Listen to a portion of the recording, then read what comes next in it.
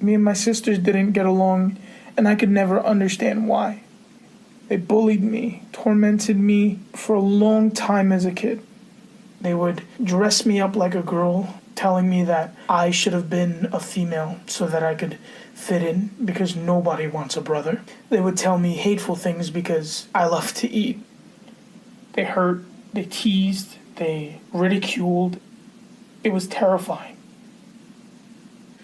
Despite my mother doing her best, she was never home long enough to enforce the rules because she had to take care of us. She had to keep us alive and food in the house and a roof over our heads.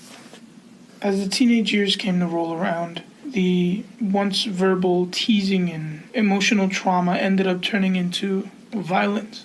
Eventually, the violence got so bad that I felt I couldn't be safe in the house anymore.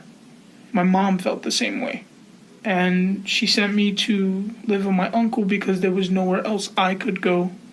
For a little while, things were okay. And then, out of the blue, my uncle got evicted, which took me out of a place to live. I found myself at Central Park. And ironically enough, this is when Pokemon Go was a big thing, so it was really easy to blend into crowds because everyone was running around Central Park looking for Pokemon, and it didn't look weird for this chubby kid to be sitting down, on a cracked phone, just sitting to himself. I was hungry. I didn't have any money for food, and I found myself at McDonald's, and this group of teenage kids was asking if anyone wanted the food that they weren't going to eat because they didn't want to throw it away, and they ended up leaving it by the door. I waited a couple of minutes before I took it. And on the fourth night, I was assaulted by a group of people. They proceeded to beat on me until they figured it just wasn't fun anymore. But after it was over, I took my broken phone out of my pocket and I called my mom. We go about searching for places, and that place led me to an adolescent shelter called Covenant House. I find myself with friends, not camouflaging myself in my pain, but embracing it and finding connections. They're giving me this sense of hope, this faith that things can be better. I find myself connecting to my mother and knowing that she knows that I'm okay.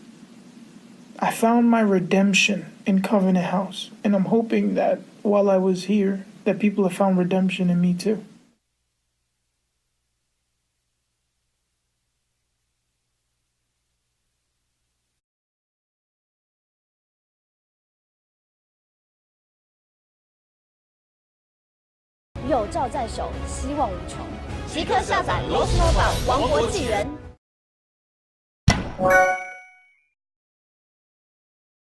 I am a goth, and being a goth is pretty hard.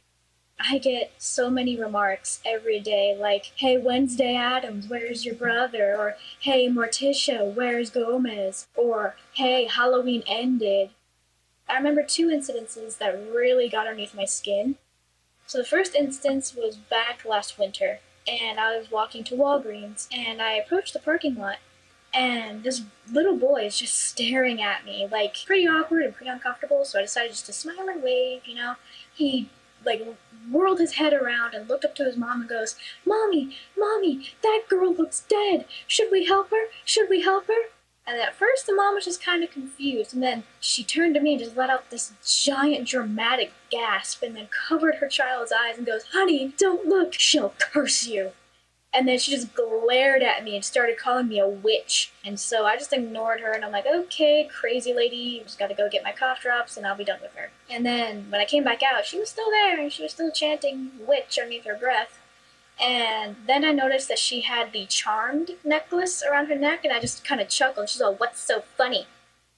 And I'm like, well, you're calling me a witch when you have the Wiccan symbol around your neck. And, the word witch comes from Wicca, which I am not. So, yeah, don't be so judgy and don't shield your son from this. Like, it's a horrible thing, I just kind of left her there with, her jaw hitting the floor.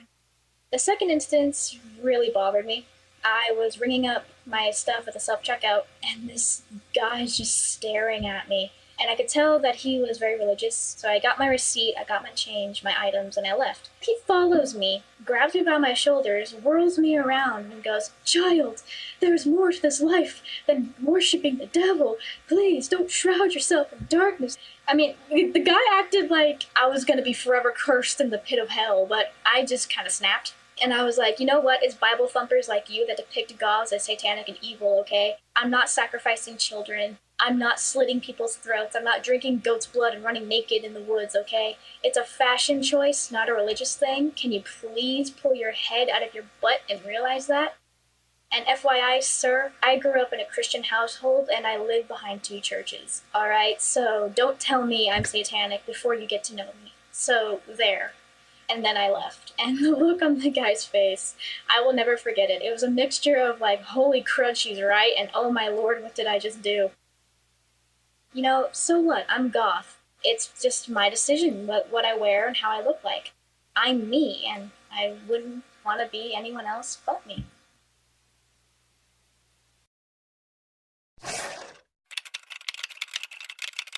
Oh my god, and we totally jumped off the cliff and had to swim all the way to shore because the dog chased us all the way to the end.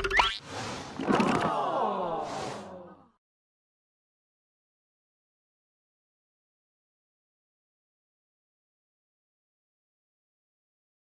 这是一款真正的战争游戏，欢迎你的加入。Roots Mobile 王国纪元。Ever since I was little, I would watch shows like Cops and watch all the different types of people get picked up by the police and taken to jail. I had always been so set that I would never want to end up like that I even set my goals and career paths on law enforcement and becoming someone to help and not be in jail. March 3rd, I decided that I would drink because of how terrible that my day was and how I wanted to hang out with my friend before he left for college and I was alone once again. We went to a movie and then went to a store, and next thing you knew, we were at a park. We sat there for a couple minutes, played soccer for a little while, and down went an entire bottle of vodka and an entire bottle of wine. It started to rain, so we both ended up running into the backseat of my car and sitting there talking for a couple hours. We were so drunk, we totally forgot that it was midnight and we both had to be home soon. We both ended up passing out, and next thing I knew, when I woke up, there were so many cop cars surrounding us. An officer walked up to me and asked me my name, and I gave him my license, and I thought everything would be okay. I don't really remember much after that. I do know that I ended up in the backseat of a cop car. We drove about 20 minutes out to a station. They filed paperwork. They gave me 3 phone calls. I used the first one to call my mom, and she didn't answer. I used the second to call my grandparents, and they answered, which ended up in them calling my mom and her yelling at me. I sat there waiting, and finally they took me to the back where they took my blood and made me pee in a cup. I have scars on my legs and my arms from self-harm, so I was put into the special side of the jail where you have to wear a green padded dress and it's Velcro, so you can't hurt yourself. I was only in there for a day and a half, but felt like I was in there for 4 years. Finally, I was allowed to leave. I didn't know what to do, and I didn't know how to feel. My mom came and picked me up, $271 for my bail. They had taken my car, and I had to go pick up my car, $180. I went to counseling right after that and went to the doctors and had to get on antidepressants because the thought of sleeping and being there again made me scared. About 5 months have gone by, and the thought of being in jail still haunts me. I don't ever want to be back there again. I'm afraid to drive. I've pushed so many people away because I'm afraid that something bad will end up happening and I'll be back in that situation. Now I know what to avoid and what will happen.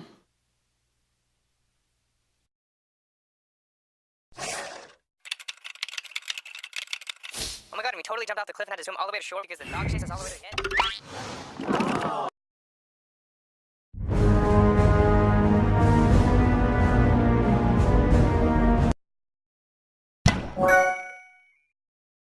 We ended up really liking each other.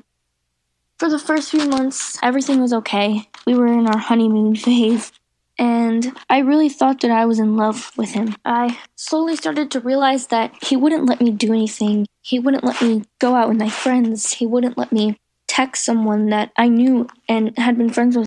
He caused a lot of depression. And I I knew and had been friends with for a really long time, he always told me that I wasn't good enough. This guy just put me down every single day, and I dealt with it for 3 years. And I never thought that it was wrong because I had never been in a serious relationship before. He caused a lot of depression and anxiety for me. He just got worse and worse, and I still was dating him. You never realize how capable people are of being evil. No, he didn't say stuff that people could see or hurt me in any kind of way besides emotionally. But being hurt emotionally hurts just as bad as being hurt physically. It ruins you just as bad.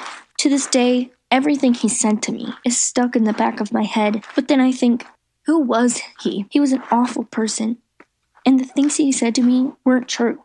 It's taken me a long time to get over it. But finally, I found this amazing guy that loves me for who I am and would never say stuff to me like that. And I'm so thankful that I finally stood up for myself and broke up with him.